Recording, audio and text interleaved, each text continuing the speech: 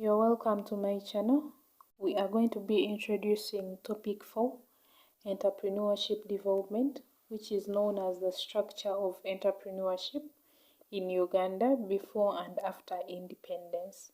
We are going to look at how entrepreneurship was before and after independence. So in this topic, it will be important for us to understand the past political and economic history of Uganda. First is that Uganda had several kingdoms and non-kingdom areas, with Uganda being the most organized and most powerful kingdom, followed by Bunyoro.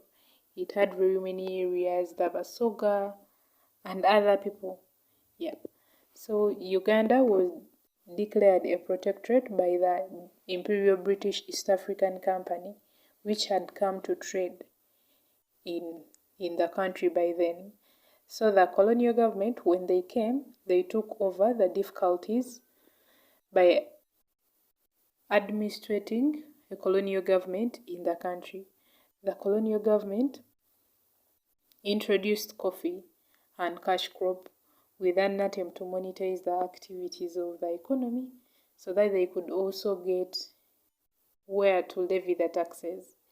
So they introduced cotton and coffee in the country, and the production of cotton and coffee were the first attempt to introduce some kind of entrepreneurship in Uganda, since before they came, Ugandans were farming, but they were only farming for subsistence purposes. They were farming for consumption, not for trading.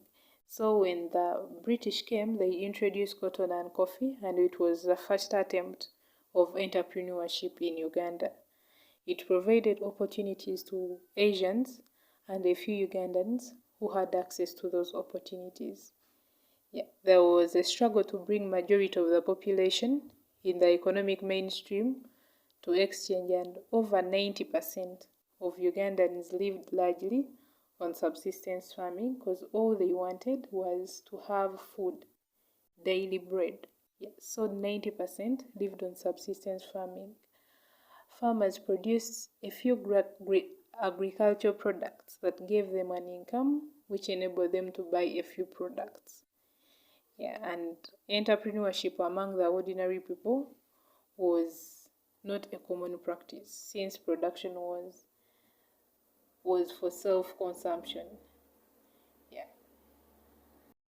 And at the time of independence, in October 1962, there was a lot of hope among Ugandans that independence would bring economic emancipation and prosperity to the economy of Uganda.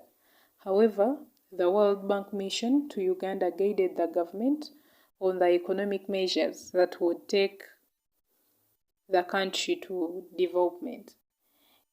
In addition, the bank recommended emphasis on the private sector and holding back expenditure on public services.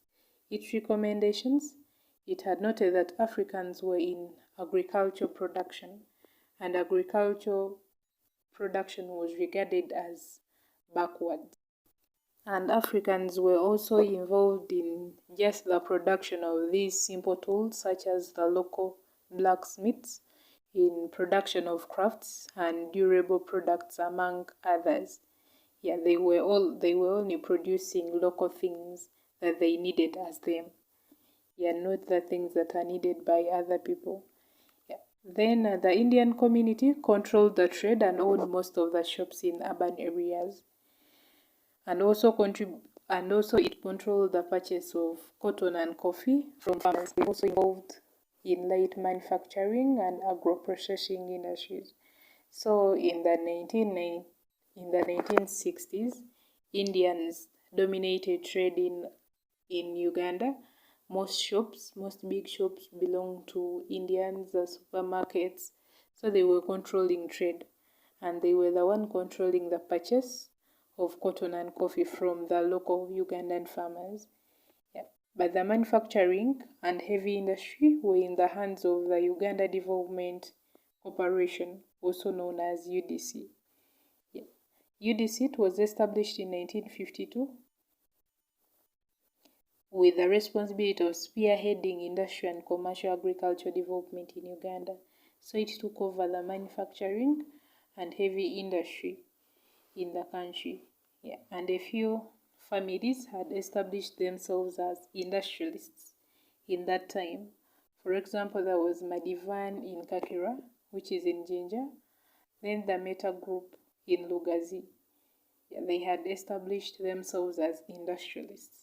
They were well-known people, even up to now, they are still known.